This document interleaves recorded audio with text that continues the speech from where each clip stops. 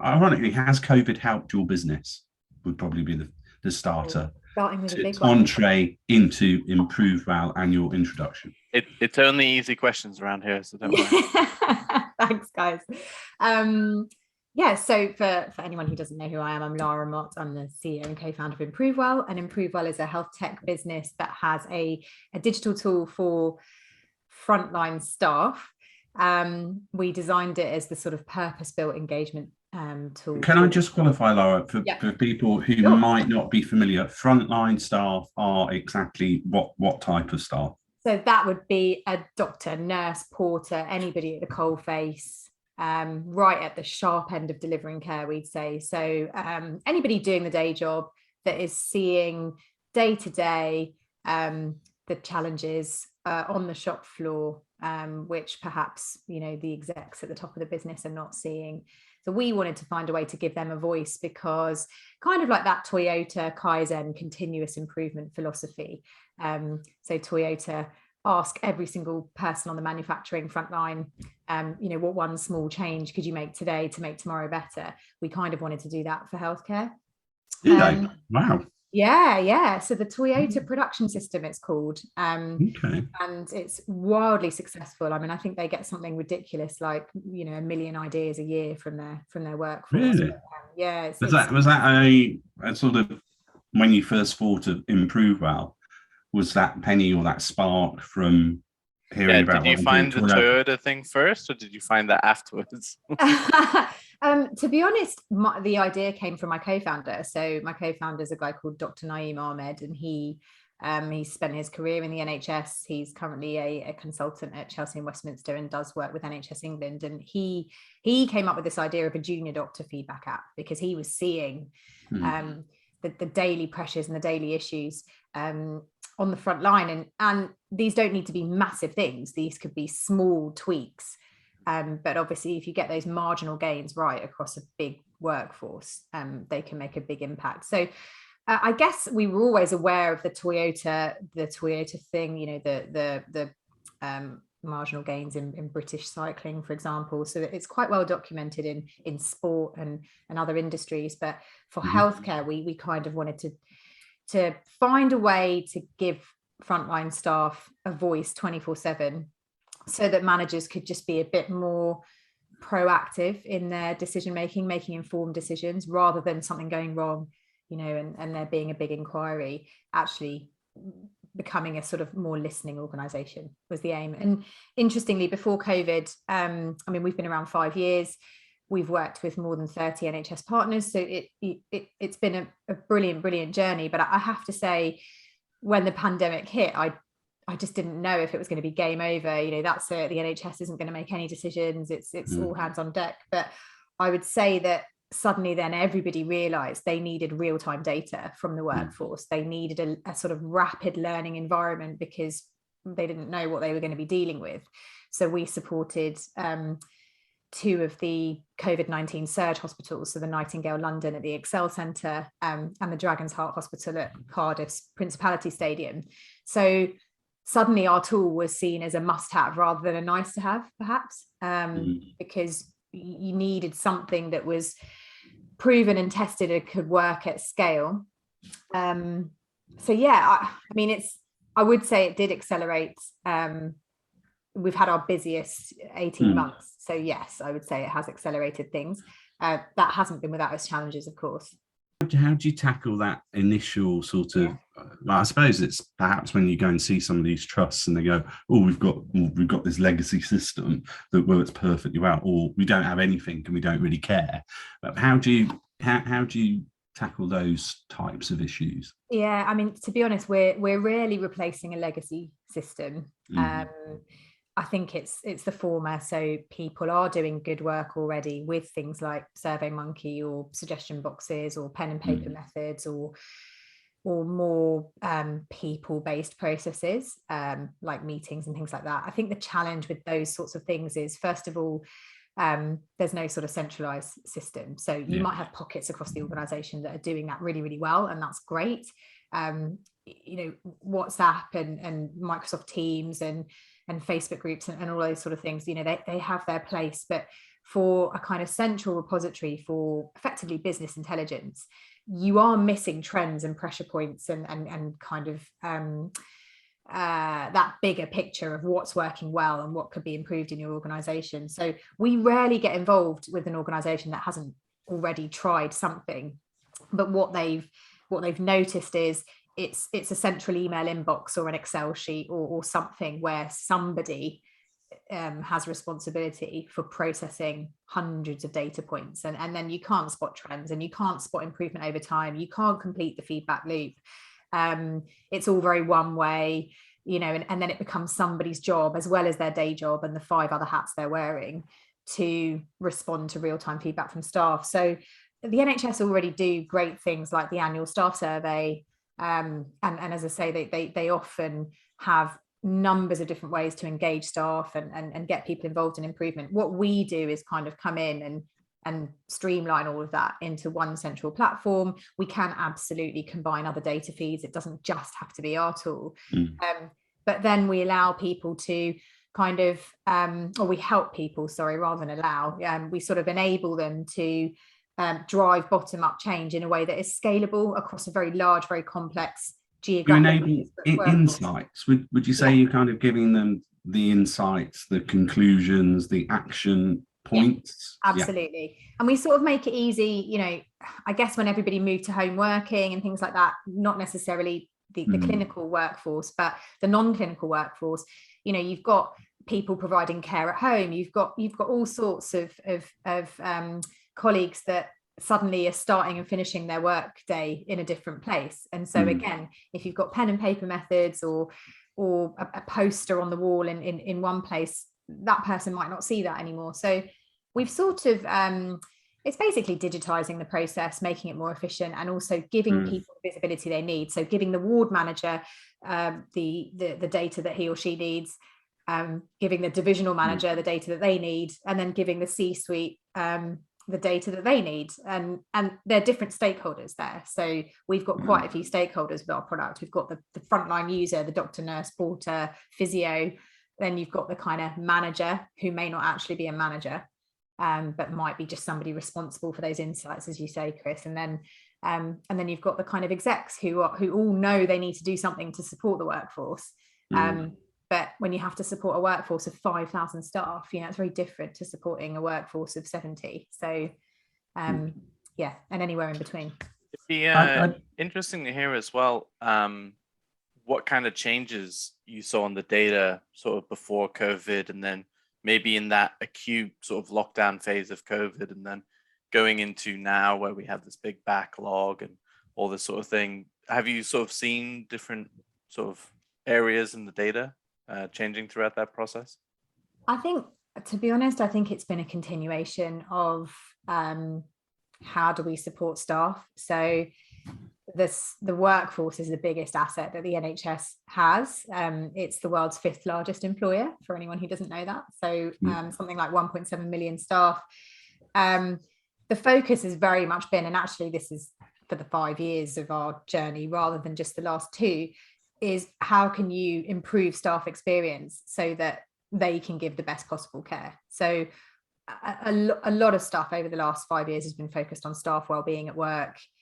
Have you had a good day? What would make tomorrow better? That kind of thing. I think that was sort of exacerbated in a sort of crisis situation with the pandemic. I wouldn't say we've seen a massive shift, over the last 18 months. I think we're still very much going through the motions of all the waves and scaling up and scaling down. And then we have winter pressures as well. So I think the general sentiment is how do we look after staff on the ground? And that could be very different for somebody in a maternity team, through to somebody in the emergency department, through to somebody who's providing care at home. They're going to have different needs, and they're going to need different support from their employer. So we've sort of seen it's very much staff focused. Obviously, the main outcome is how do we give the best possible patient care. But the sort of trends are how can we support you so that you can do your day job better, which has been really important. And I guess not just in healthcare. I mean, we've sort of seen that trend pick up in other industries as well. I just wanted to dig into one word you use there, Lara, which is sentiment, because I think it's a really, really important thing at the moment. And especially, obviously, Anthony, just asked you about the data and the data trend line. It seems to be a very prevalent theme in the world at large, which perhaps could be applied to, health tech and the NHS, that there are a lot of companies that have grown during COVID and have seen exponential growth rates, like off the charts, and they've been fueled by COVID. And it's kind of like the tide has gone out now with COVID, and a lot of them are being left with their, their trousers down. We're at that point of the, perhaps the COVID bubble bursting for a lot of companies. Sure. I would imagine for you that probably isn't the case. Yeah. And where you are, you found that COVID was a trigger or to your sort of bullet, which is Improvewell, being deployed for the longer term throughout the health service. I mean, would you say that's the right way to? I mean, that's certainly the way I'm looking at it. I think you raised some very interesting points, and I think that is the sort of, I guess, the excitement and the challenge of running any kind of startup, scale up business. You see an opportunity, you build a business, and then you've got to find a way to flex and still deliver growth when the macro environment changes or the goalposts move. I think for us, you're absolutely right. I mean, we've been around for 5 years, so we and our platform is built on an evidence base that dates back to decades, I guess, in the sense that we haven't invented the concept of real-time feedback. Mm-hmm. But in healthcare particularly, our platform is underpinned by a lot of white papers from 2012, 2013 through to new stuff that got published in 2017. So the Institute of Healthcare Improvement published a framework it's called Improving Joy in Work. And it's focused very much on physician burnout and workforce burnout, and how do you support a workforce that is just continuously under pressure. And that's been the way in healthcare for a really long time. You've got to find a way to deliver better care at lower cost. You've got aging populations, you've got funding pressures. So this workforce was under pressure before the pandemic hit, and then obviously the pandemic hit. So for us, I think what it did was make people realize that our tool perhaps isn't just this like nice, fluffy, oh, that's nice, you built something to listen to staff. It's like, right, okay, we need a way to hear, what's going on the front line. What's the sentiment like? What are people feeling? So that has accelerated. I think inevitably there's going to be kind of impact on sales cycles, and particularly us with dealing with a large sort of public sector customer. We do have a lot of customers in the US as well, which is fantastic. There's different pressures, there's winter pressures in the NHS. So sometimes that makes people buy the software, quicker. Other times it makes people say, actually, can we wait until the new year? So we always have to find ways to flex with the kind of market conditions. I think it is really, it's really interesting to see how businesses that sprung up during the pandemic will adjust as people resume normal life, or the new normal, whatever it might be. For us, I think we feel resilient. I think for any business that's been through the last 2 years, it's sort of the biggest business continuity kind of test you could ever go through, I think, as a founder and a business, particularly when your customer is the healthcare workforce. And I think, health tech in particular, or digital health, the trends are probably the opposite, Chris, I suppose. We've seen massive uptick in telehealth, and I saw a McKinsey report that said, something like the use of telehealth has increased 38 times, in sort of before the pre-COVID. Do you think, though, I mean, just in all honesty, Lara, that there is longevity in what we learned during COVID, that people are like, telehealth is my local doctors on Sheen Lane, suddenly when they can start seeing people face to face again, going to open the doors and go, yeah, you know, come back in, come in, you know, we've got 6 doctors back in the, you know, the practice. And or will the learnings, which I hope will be learnings and adoptions, remain? And I suppose that's that's something that could be you know, applied to the whole of the NHS, because there have been several people that I've talked to over the course of the pandemic that, oh, you know, the NHS, it's suddenly broken up to digital, but like 80% of their engagement is with startups and scale-ups that are basically giving them free pilots, or, you know, not even paid pilots. And you kind of think, okay, well, again, going back to that point about the tide going out, is all of a sudden the NHS going to switch back to how it was, and 80% of those startups that thought they'd cracked it are just left high and dry? I mean, honestly, I have been amazed at how the NHS has responded to this. And I guess maybe that's just because I've been in it, but it has seen a massive uptake of technology during this period. I mean, genuinely, it felt like overnight, suddenly everything switched to Teams, which actually was a huge blessing for me personally, because before this I was traveling like an absolute maniac across the UK. You know, Monday I'd be in London, Wednesday it would be, you know, Belfast, and then I'd be in Edinburgh and Manchester, and then Flybe is no more, sadly. So I can't get the cheap flights, but now everybody is embracing Teams, and I'm sure that was a painful process to roll that out. But from what I can see, all of my customers and potential customers, you know, let's just do it on Teams, and that is saving a huge amount of time.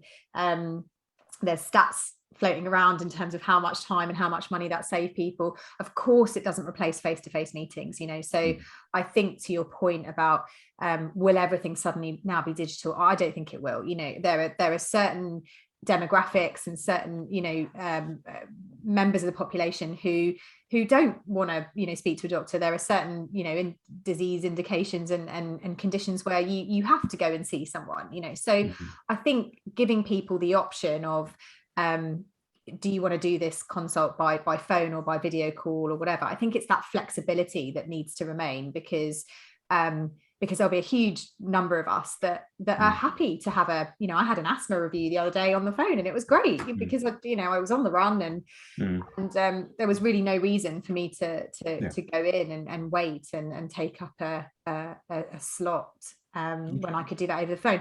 So I think there's been huge uptake of technology. Obviously, inefficiencies are going to creep in. You know, that happens everywhere. So I think there is going to be this period of reflection. And I think the NHS takes this seriously. You know, they certainly in quality improvement processes, there's a lot of this plan, do, study, act, PDSA cycles, and they're different in different sectors in terms of that continuous improvement, lean, Six Sigma, sort of, you know, make a change, see how it works, you know, go back to it and try something different. So I think there will be a period of adjustment where people hopefully take a good look at, you know, what's worked well, what hasn't worked well, what are we going to keep, what are we not going to keep, because there are, you know, there are going to be things that people are going to stop doing. But I as I say, I mean, we've seen everybody embracing technology, people being brave to try stuff because they had no choice. You know, they had to just kind of get on and do it. And I guess people in healthcare are naturally quite risk averse. But in the last 18 months, you know, you've had to try stuff, because otherwise, you know, actually not doing it was even riskier. So I think the appetite for technology, I think, will remain. There will definitely be an adjustment, of course, you know, and I think all the companies that have offered the NHS stuff for free is just a fantastic position to be able to help the National Health Service on a pro bono basis. But if you've got the right business case for your solution, the NHS is a great buyer, you know. So I think one of the challenges of doing business with the NHS as a small company is, how do you do business with the NHS when you haven't got the evidence base? You know, it's that chicken and egg. But if you can prove the impact and the ROI and the holy grail of any startup, then they're a great buyer, and they're a loyal buyer. So I think we will see teams, sticking around and telehealth sticking around, and I suppose just for people who perhaps aren't as familiar with how the NHS works, from my understanding with some of the the health tech businesses we've advised in the past, is it's a sort of trust by trust based process, or is there an overarching lord of the NHS that basically goes, you fiefdoms, you will take Improvewell as your software in this particular area, or do you have to, like, as you mentioned, you had to track everywhere on Flybe? Do you have to individually go and conquer each fiefdom, or how does it work? It is an interesting environment, and I guess it's not a single customer. So now it might be for something like Teams that gets done, sort of I think NHS Digital sort of championed that one, but in England alone there's something like 220 NHS trusts, there's 200 clinical commissioning groups, you've got primary care services like GP practices, there's probably thousands of those. The funding landscape is complex, and that's not something I'm even going to pretend to be an expert in, even though I've been doing this for 5 years. Things change. There's obviously funding that comes down from the top, and there's local budgets as well. So for us, we see it as a kind of thriving, moving marketplace. So there's probably 900 different organizations, and then you've got primary care networks and integrated care systems. So as a kind of healthcare specialist provider, we understand the various movements, and our product is scalable at a kind of local, regional, and even national level. I don't think ours is the type of tool that anybody can really force on the whole NHS as a sort of engagement tool. It doesn't feel very engaging if someone sort of says, you have to use this tool. Our tool isn't really it's not a what I would call a mandatory tool. It's not a tool that's booking patient appointments or staff rostering or whatever it might be, where you absolutely need it. However, it is increasingly seen as a vital component of any hospital, is to have some sort of learning system where you are gathering real-time data. We know that patient feedback is super important. We see that in any organization we go to get care. You get asked, how was the service and how can we improve, and that kind of thing. Staff are arguably just as important, if not more, in terms of the sort of viewpoint, because they're the ones seeing how the inner workings are of the organization. So it's I don't think there's a simple way to crack the NHS. I think as you alluded to earlier, Chris, even when you think you've done it, there's still a long way to go, but they are has that, and sorry to go on about this, but has that decision-making process changed for the NHS during COVID? I was going to ask, how does the NHS X and digital, how does that play into all of this as well? It's hard. What does it?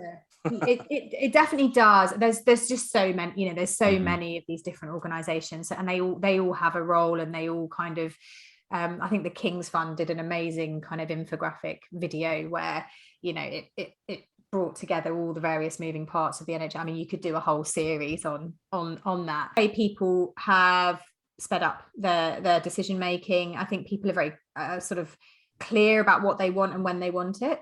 And I mean, I guess they were before the pandemic, for us anyway, but the pandemic, even for us sort of civilians, I guess, we've been on the street applauding the NHS, and I think there's a sort of massive awareness now of this kind of army of people that have been out there looking after us 24/7. So I think there's been huge awareness anyway from all of us, and we all know somebody that works in the NHS. So so I think I guess I guess from our point of view, sentiment has improved in terms of wanting to invest in a tool that can support the workforce. I wouldn't say that people are, suddenly, making a buying decision in 2 days. They're still going through the process of what problem is it that, that this tool is going to solve. And look, view of time, I've got a couple more points that I want to sort of talk about or ask you about. One is a really interesting quote that's been sent to me this morning by the lovely George O'Connor at Stifel, name check, which is a US investment bank, but we talk a lot. And he was he's been reading, and I'd like to see if you agree or sort of disagree on this. So he sent me a note that IDC, which is you probably know, a market research organization, they basically have stated recently, by 2023, 70% of European organizations will create disruptive digital value by partnering, buying, or investing in a digital native startup, doubling the return on investment for both parties over 3 years. I suppose, do you agree with that?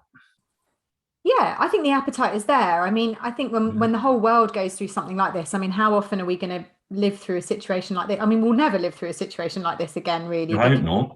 I don't think the world was prepared for if you ask Bill Gates, he's got a different opinion on it. What's his opinion, Anthony? He thinks pandemics are going to be a regular occurrence if things don't change in terms of agriculture, supply chain, and stuff.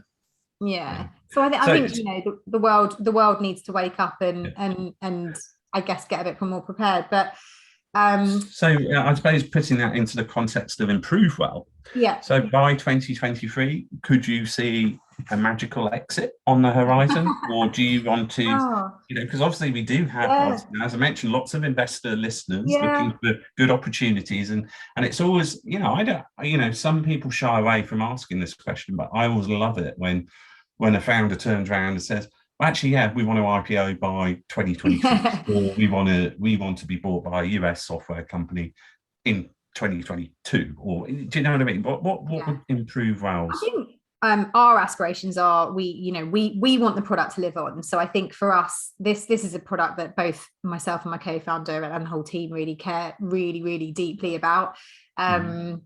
So, and I think it's at the stage now where it will live on. So, whether it lives on through us, or whether we team up with another sort of organization that has a similar view, and we can kind of grow the product faster than we could do ourselves. I think we'd be very open for those sorts of discussions. There's a lot of organizations out there that are trying to improve the healthcare sector.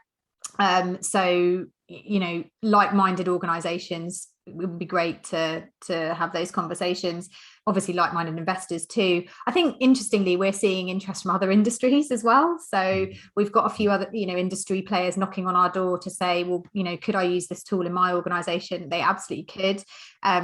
We are obviously very healthcare focused because we're very passionate about healthcare. We don't want to take on more than we can chew, but there is an argument that this tool could actually then sort of expand into different verticals. So that's something that's also exciting. So, like I said earlier, it's nice to have options. I think, I guess the sort of the executive in me always comes back to, if there's an offer there that can help accelerate growth quicker than what we can currently do ourselves, then I think that would be, an exciting opportunity. And if that I could see that happening by the end of 2023, of course, because I think there's a lot of movement in my sector, and we'd be keen to get this software into the hands of as many organizations as possible. So whether we do that by ourselves or whether we do that as a team, both are really exciting options for us. So we just want to sort of work with like-minded people, customers, investors, partners. That's the enjoyment of what we're doing now. So yeah, it's an exciting place to be, and one that I guess I couldn't have really dreamed of, you know, when I started this 5 years ago. You don't know, do you? It's all about survival, and is anyone going to buy my product, and are they going to keep buying my product? And, you know, we're now how do at I that conquer stage the NHS? yeah, exactly. So